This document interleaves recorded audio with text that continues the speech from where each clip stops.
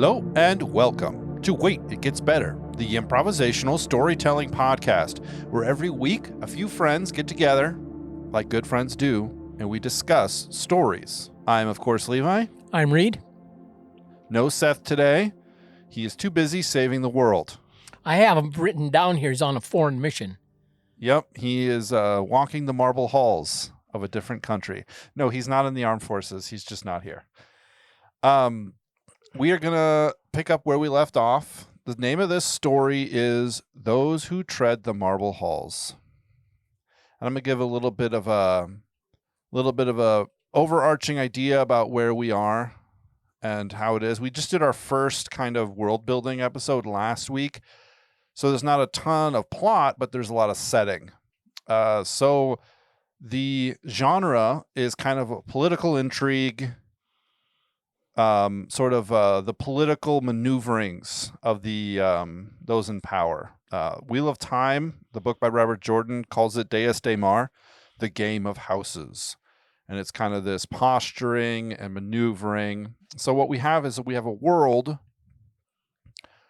that's kind of rising out of a world war or a catastrophe, something like that. And there are a lot of fractured small city-states. There are a lot of larger countries. There's kind of three large countries. It's kind of like World War II era technology. So like the beginnings of radio, the beginnings of flight are starting to kind of happen. But it's a lot of conflict and posturing in this kind of world rising out. Did I say that correctly, Reed, would you say? Yeah, I was thinking, just maybe a little advanced of World War II World War II. Oh, World technology. War II. Okay. Yeah, I was thinking World War I, but that's fine. Yeah, I had beginning scene, and I placed that beginning scene in what I was picturing as kind of a Cold War. If it was on Earth, it would have been like a Cold War era setting. Gotcha. Right. I remember that now. I mean, I was thinking World War I from something else. So Reed's beginning scene was a group of kind of not hastily gathered, but kind of forgotten soldiers, kind of the older, the less technologically advanced, but kind of like a mismatch of a lot of different people groups, kind of all put together in a full company. And so they have like the full complement of armor and artillery and ammo, and they were kind of forgotten. They were told to move to a place, to take a town, because some intersecting so the enemies were coming, and they were like, well, we're just going to hold off here. And then no, they were told to meet up with people at a town, and they got to the town and those people weren't there.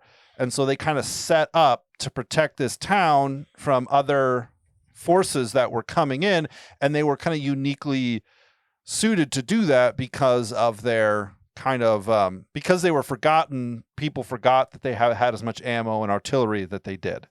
So it was kind of the unique groundwork for one of these city-states that later is now participating. They've finally grown up enough to participate now in the great game.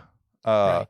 The great political maneuvering game that happens in the marble halls, they're called. A giant superstructure protected from all attack, where nobility, politicians, schemers, lobbyists, tradespeople all come to participate in graduated games, maneuvering. You know, some people are there as liaisons for their country. Some people are there as liaisons for manufacturing. Some people are there as liaisons for their private military. Some people are there to just make people breakfast. You know, it's like a whole system has built up, and now it's kind of like this city, kind of like the UN, but more like a fortress city that is supposed to be a relic of ages long past and a foundation for the future, is how it's kind of portrayed. And there's three sort of large countries, you know, that are the big movers.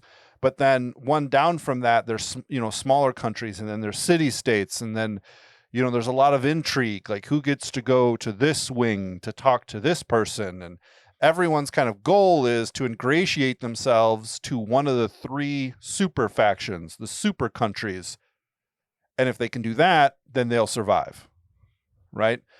We find out that one of the reasons why this sort of company in Reed's beginning scene was so important and why they were set up so well is because the country that they belonged to was dissolved in the time it took them to make the 50-mile march or whatever from one place to the next. And so they were kind of forgotten. So they're kind of uniquely positioned. And our hero comes out of that country.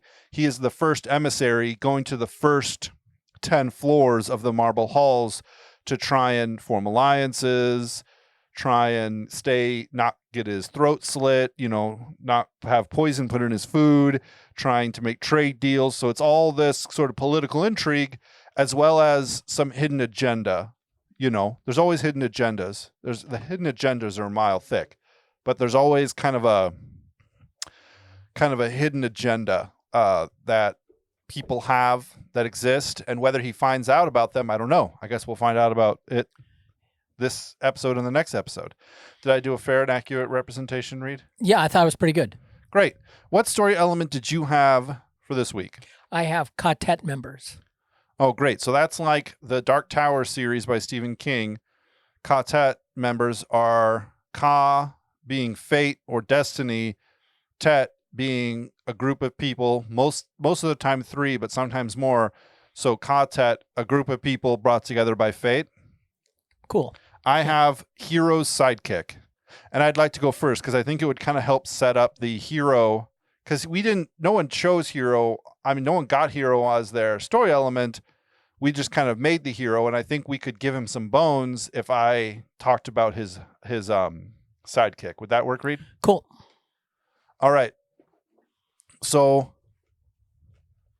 our hero's sidekick, his real name is kind of lost to time.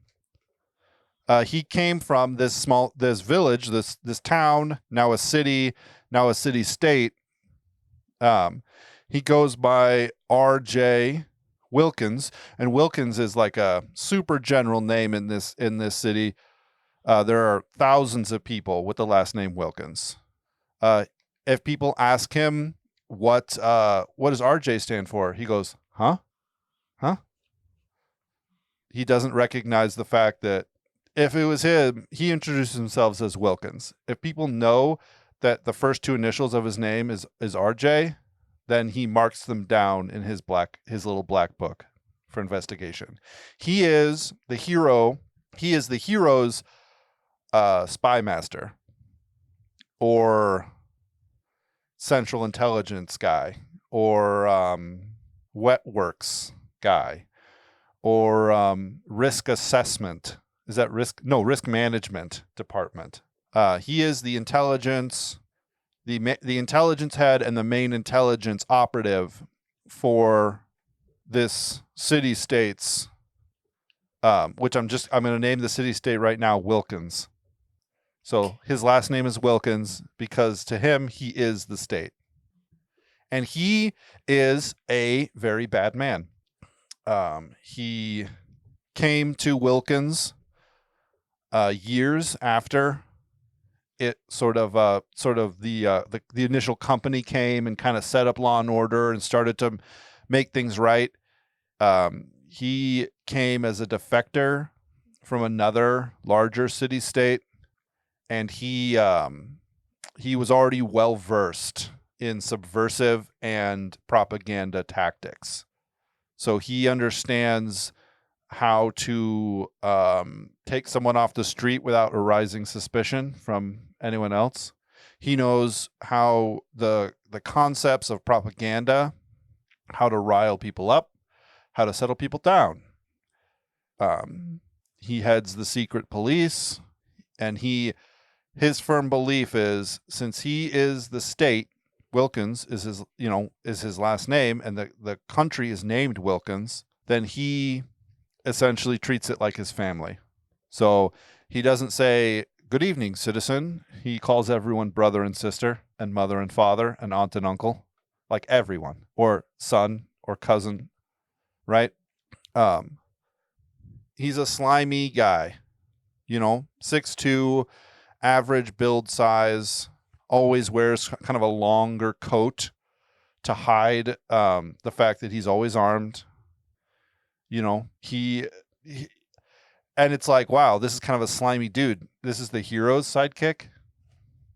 The reality is that he was ready and willing to come to Wilkins when he initially came, and to get in with the intelligence systems that he understood, to throw the country over and then start bidding out the state to neighboring countries, right? So he was basically like, a chop shop. You like steal a car and you bring it in and they like cut it apart and sell it for parts and stuff. That's what he was planning on doing to this country. That's why he was kicked out of his last countries, because he was caught.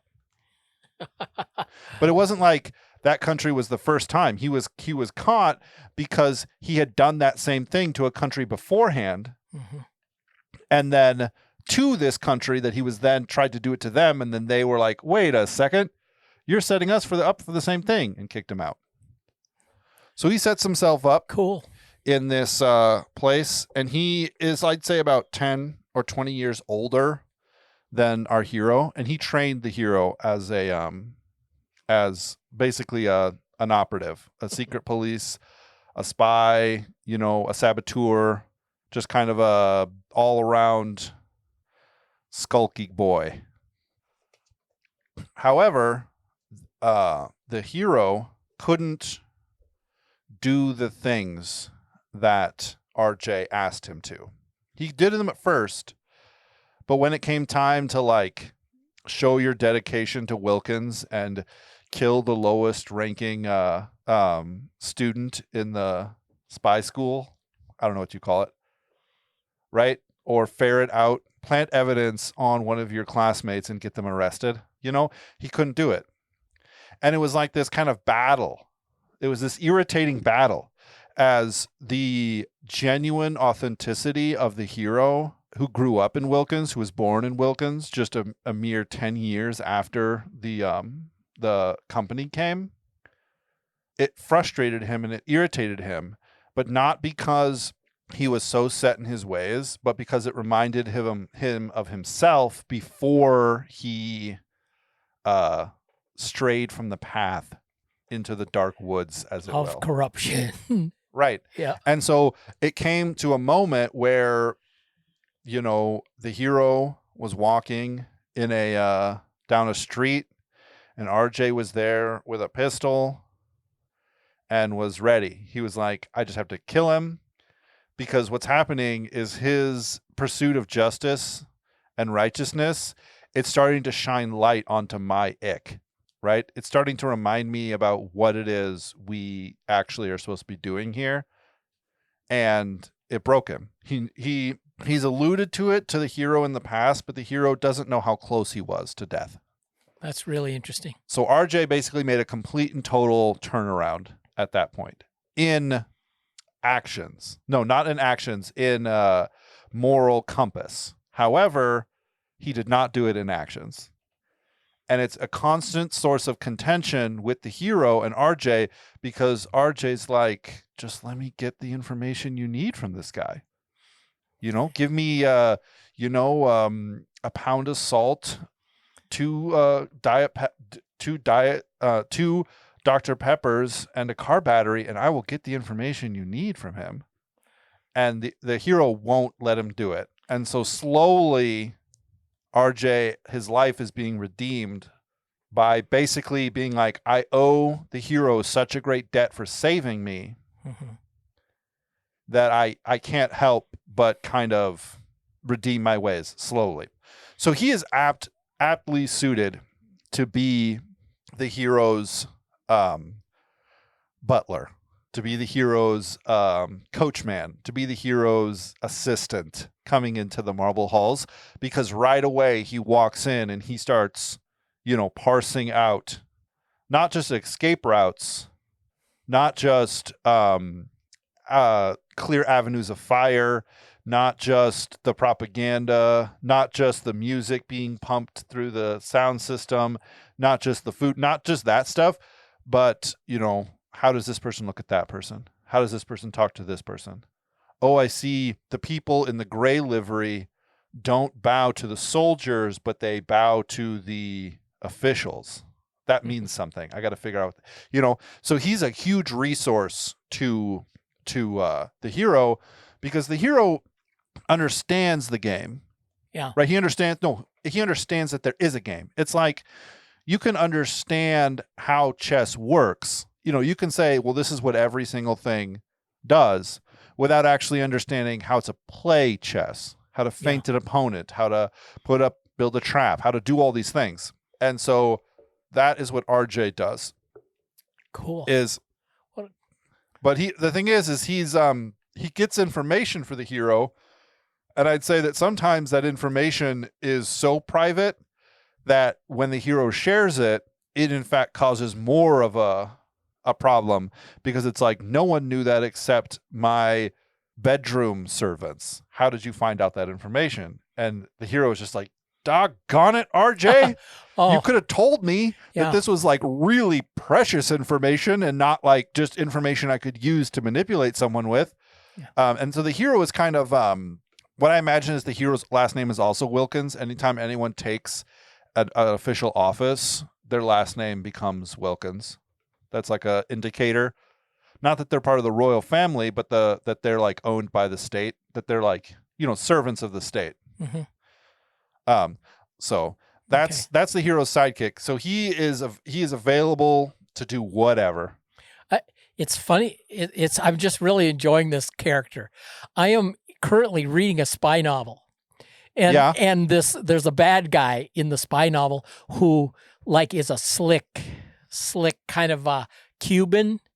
And he seduces the widowed secretary of the FBI. Ooh. And he is very smooth, never presses her. He's a foreign guy with businesses, and he couldn't care less of the little intrigues. But he just needs to know, you know, the one thing he said, well, let me know when he's going on this, you know, on this trip. And she said, I can't say that. I said, well, I will need to know when to be in town so that you'll be free that weekend. So we can get together, right? You know, so the one time she slips and she lets him know that this is happening so that he can make plans. It's like the people that he works for uses the information and has the FBI, head of the FBI assassinated.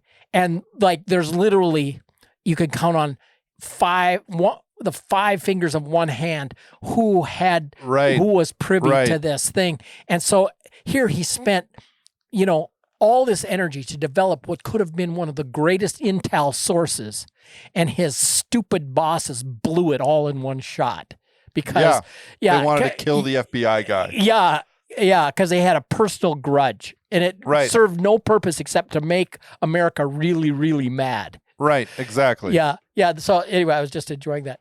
Yeah, and so he's a guy, and he has like these connections, you know, and he's running from his own things, you know. But what we see is we see an access because our hero is not allowed to go into the servants' quarters in the first, second, third, fourth, and fifth basements.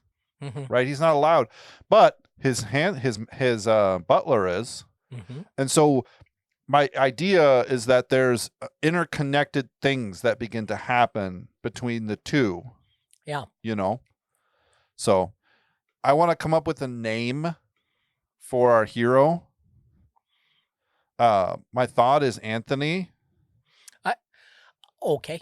Did you have one? Well, I have Ka-tet, and I had one of my Ka-tet members I thought was a possible hero. Oh, let's hear it. But it's not. We'll see. I'll just throw out where I was coming. Yeah, let's hear it. That's good. You know, the opening scene, what I envisioned was like a NATO style. This is what I envisioned as the scenario, is like, imagine a post World War II standoff between two parties and their allies, a la NATO and Warsaw. One called Pomerica and the other called Lussia. Yeah, something like that. So, but what happens is, imagine like late 80s, Lussia is crumbling economically from the inside, and they've got this enormous war machine put together, and there are hardliners that realize that the wheels are coming off, and we're going to be left with this incredible war machine, all dressed up and no place to go. And there's like part of, we've trained our entire lives for the great moment when we would have to save the motherland, and it doesn't look like it's even going to happen. And so a circumstance, they manufactured this thing, Warsaw Pact puts, mobilizes Operation Collapse NATO, goes into effect. The whole shebang goes on. It just so happens that the river town of Wilkins is a choke point and a communication nexus. And like you say, imagine NATO, trying to hold off until they can get reinforcements from America and all this. And Pomerica. And of course, the reserves are called up, but you've got the deep reserves. It's not NATO, it's Beto. Yeah, you got the deep reserves that are like the old dudes that still train. They still do weekend warrior and summer camp, and they keep maintaining their, but they're kind of, like you say, kind of forgotten. They're certainly like third tier, like last ditch resort, and they would have in the war plans, the last war plans that were written up, they would have like, administrative duties and like holding this communication nexus and facilitate the free flow of supplies moving through, and set up a war vehicle machine shops and restoration, kind of a rehabilitation, right. Stuff. Yeah, absolutely. And so when the call goes out, they go to these hidden bunkers where they've got all their machinery stored, and the part of the country where they would always do their training is kind of rough country and not very heavily populated. It's kind of hill country, and as they walk, so then they mobilize, carry out their plans. Their communications have been destroyed, maybe EMP, I don't know. But anyway, so they're just, all we can do is, they're out of touch. All we can do is follow the rules of the last orders that we were given, which were actually pre-planned orders that were in the books from years ago.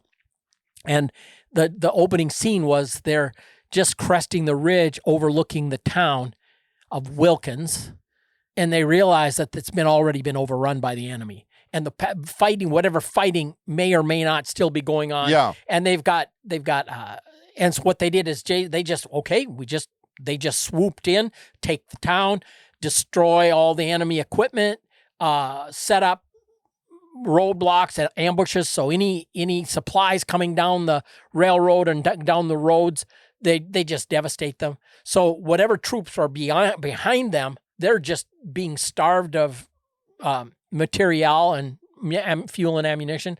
And then, of course, as things collapse and into a no real winner, no real victory, just kind of obliteration.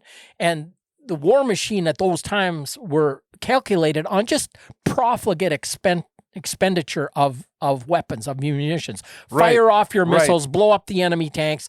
And the thing is, you got to keep that coming. And when it stops coming, you got guys, like I say, all dressed up and no place to go, the ones that survive.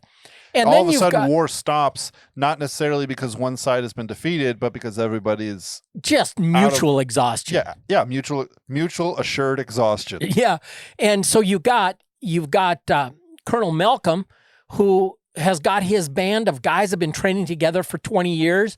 They're in their 40s, and he restores order, and so House Wilkins. Colonel Malcolm Wilkins, House Wilkins is established. And my Ka-tet members has 3 members. One of them is a somewhat older guy. He's his name is Oxford, and he's a singer, entertainer, gambler, ladies' man, kind of in his late 40s. He's kind of a master of a number of mysterious, he's got a mysterious background. However, the kind of his secret thing is he's had his eye on Wilkins, RJ, and he's kind of followed him there maybe 2.5 years ago.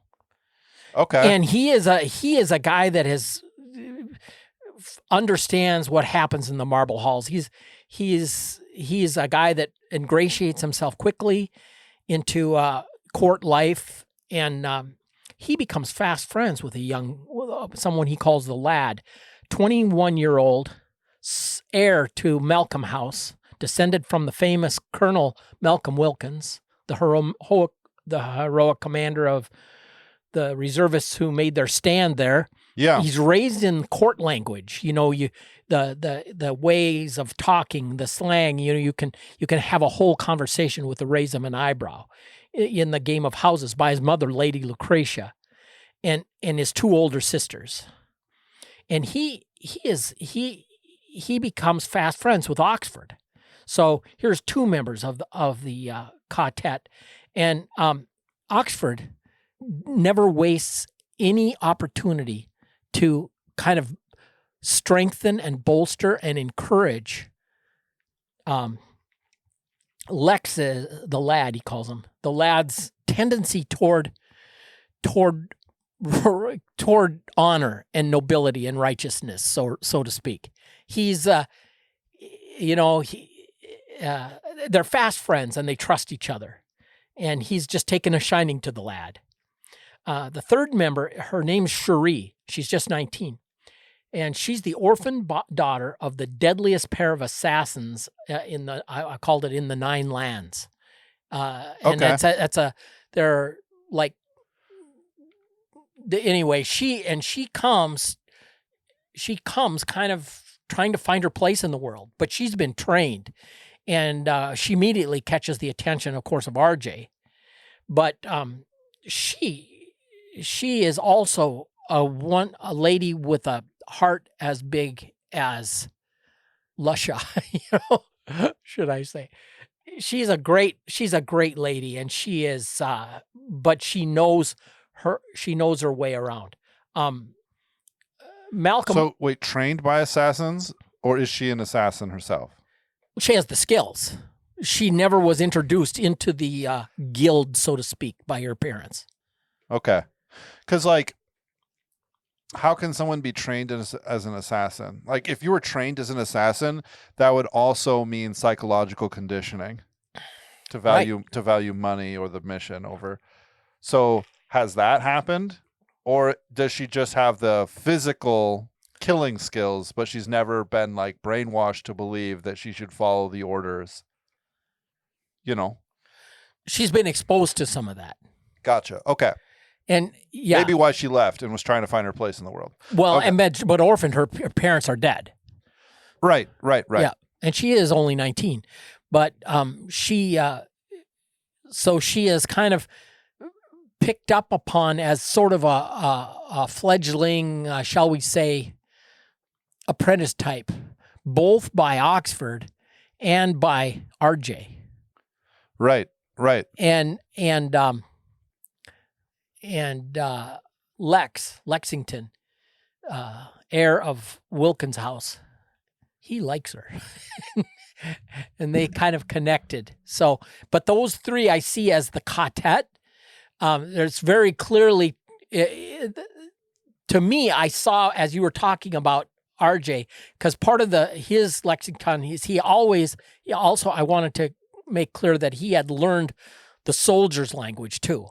He had been raised up at court, and so he knows the house battle language, which is, they have literally a whole lexicon of communication with just hand signals and facial gestures and and plus they're secret. They've got codes, you know. Right. Which is all things that he needs or will need. Right. Cool. That sounds good. So we have Oxford, Lexington, and Cherie. Gotcha. Well, do we have an idea about the plot? Like, why are they coming now? Is it just the size? Wilkins has finally grown to a size. I think it's grown past its city-state status, right? Which is you have the main central city, and then you control 100 miles in every directions. Yeah. Right? And they could be like bursting at the seams, and so they need to start forming negotiations with other city-states. Or it could be that one of their borders, which is a really lucky thing, which is why they got the invitation to the Marble Halls, borders one of the 3 giant superpowers. Yeah. You know, by just it could be a very small amount. But by decree and law and tradition, that superpower isn't allowed to just suck them up. Isn't allowed to just, it could be that after this great war that happened, that is when the edicts of the Marble Halls were declared. Right? Yeah. Where they kind of signed it in blood. They kind of said, the world has gotten so bad. We've been through so much. There has to be some order to this.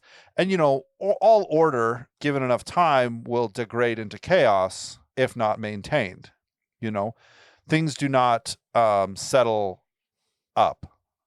Yeah. They settle down. They break apart. They disintegrate. So, and one of the things I wanted to say about RJ is he is kind of fiercely loyal to Wilkins, not just Lexington. He's fiercely loyal to Wilkins. And so, there are factions in America, like, let's just pick one out, the CIA. I'll pick one out of the air, the CIA, who've been accused of doing a lot of bad things, right?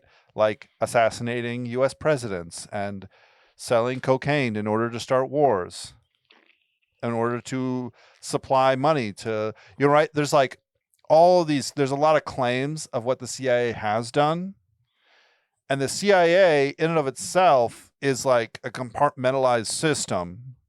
And there's a lot of people working in the CIA, I'm making air quotes with my hand, who are fiercely loyal to the country and are fiercely loyal to the mission and are fiercely loyal to themselves and are fiercely loyal to power. Those are all different people who've all been given power to accomplish things that they feel are important. Yeah.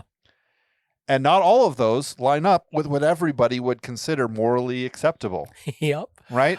Yeah. But I'm old enough to remember the Senator Frank Church and the church committee oversight hearings where they were, okay, we got to rein these boys in. I think that was, I don't know, was it the 70s? And the CIA said, rein who in? Rein what in? I don't know what you're talking about. Yeah. And so that's one of the things that RJ is, one of his failings still, is that he's fiercely loyal to accomplishing the mission as he sees it. Right? So if Lexington comes up against somebody and is enemies with them and then meets them and has an honest conversation and changes his mind, RJ will be less likely to be like, oh, okay, sounds good. I'll stop all of my 10 or 13 plots to discredit them and stop their food supply so that I can put weevils into their food supply and add a certain thing to their foods that makes them sick so that they're unable to work well. I'm not going to kill them. I'm just going to do all these things. He's not going to stop doing that because his, the sort of like blinders on a horse, he kind of gets one track minded. Uh-huh. And so he could end up turning bad. Not bad, but just rogue by the end of the story. Yeah. Because he's been doing things a certain way his entire life, and he recognizes the difference in Lexington, but he's not quite sure if that difference can rectify with who he is. Yeah. You know, that's just an aspect to it I wanted to put in. And then as far as the plot goes, I mean, there is going to be something needs to be accomplished, right? Is it make peace with the bordering city states? Is it something with the is it a plot, like a nefarious plot to uncover? Like he's bordered with one of the superpowers and they witness something, the transport of some goods. Maybe they witness he has evidence that witnesses slavery happening, like slaves being exchanged with people with trucks marked as the superpower or city states. And so he's kind of bringing this up, and he's got this ace in his pocket. But if he were to just walk into the marble halls the first day and say, I saw the superpower with slaves, he would be kindly escorted to a small room and he would never leave. And everyone would pretend, what, Wilkins? What are you talking about? Wilkins? I don't know what you're talking about. So there's something he witnessed. It could be a genocide, like a killing of a whole small village that they witness. And so they're finally coming up to the big stage, and their purpose is, we want to negotiate peace. But what they're also there to do is to kind of root out the problem, find where the problem is. How deep does it go? You know what I mean? Yep. That's kind of it. So it's twofold why they're going there, which is one of the reasons why Oxford and I don't remember the girl's name again. Cherie and RJ are all going to be there, is because this isn't just this is Wilkins's first kind of larger diplomatic foray. I can't say the word. But it's also because they've got like 2 missions, Mm-hmm. And RJ's kind of focused on the second mission because he's kind of the subterfuge guy. Right. But my thought is that there will be several different city-states, right, that are kind of close, that Wilkins has had dealings with in the past. And so there's like 2 allies, an enemy, and 3, we were enemies, but we're kind of allies now. We had some skirmishes, but we're not fighting right now. And so he has like a social circle of people that he knows about, who he knows their names, he knows their faces. And so it starts there, but then intrigue comes when, an ambassador for one of the superpowers shows up at a party. And then all of a sudden there's some talk about what's happening and, where things are going and things like that, Mm-hmm. And there's always the rumor of war. It's the same thing I imagine, like because this story is kind of very dystopian in a way, but there's also rumors of war, like in 1984, where it's like, we're always at war with Europa. We're always at war with Europa. And then now we're at war with Asia. Now we're at war with Asia, Yeah. And it would they're always at war. So one of the ways that the 3 superpowers maintain power is by constantly being in an armistice with each other. Yeah. They don't need to trade with each other. They're totally self-sufficient, but they're constantly at an armistice. But it's kind of like an agreed upon armistice because the marble halls, because of peace and prosperity. But really, they keep everyone underneath them constantly afraid and trying to maneuver because of this implied armistice that exists. That might not actually exist, but we don't know, because this isn't going to be from the perspective of one of those superpowers. This is from the perspective of a city-state that's 200 miles in diameter. Right. So, any other interesting plot points you want to add in, Reed, as we wrap this episode up? Yeah, I just kind of as a throwaway, I just talked about her Cherie's parents were the daughter of the deadliest pair of assassins in the 9 lands. I imagine these are like 9 of these smaller city-state kind of things, and they call them the 9 lands. They're not under the thumb of any of the 3 big superpowers, but they almost operate as an entity unto themselves. Yeah, absolutely.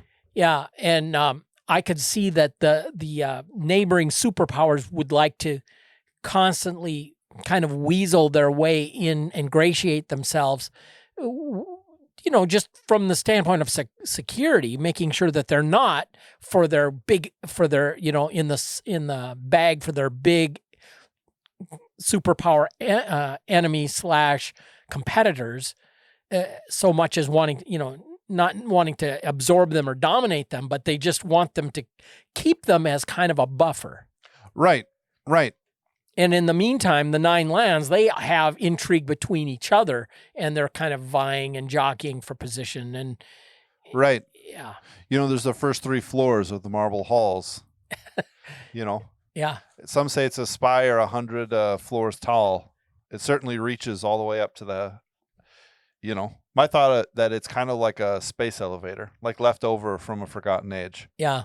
So it's like you go to it and it just goes off into the heavens, Oh, cool.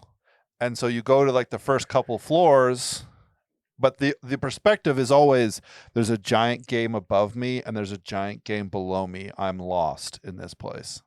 Like the marble halls are built to give a sense that everything is bigger and more intimidating than what you thought it was.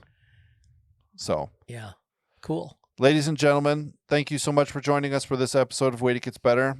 If you would like to ask us a question about this episode, send me an email at waititgetsbettercast@gmail.com. I check them every day. If you want to just message us on Twitter, you can message us at @getsbettercast. We're happy to answer questions, take suggestions, hear constructive criticism. We love hearing about it. And until next time, don't forget to wait, because it gets better.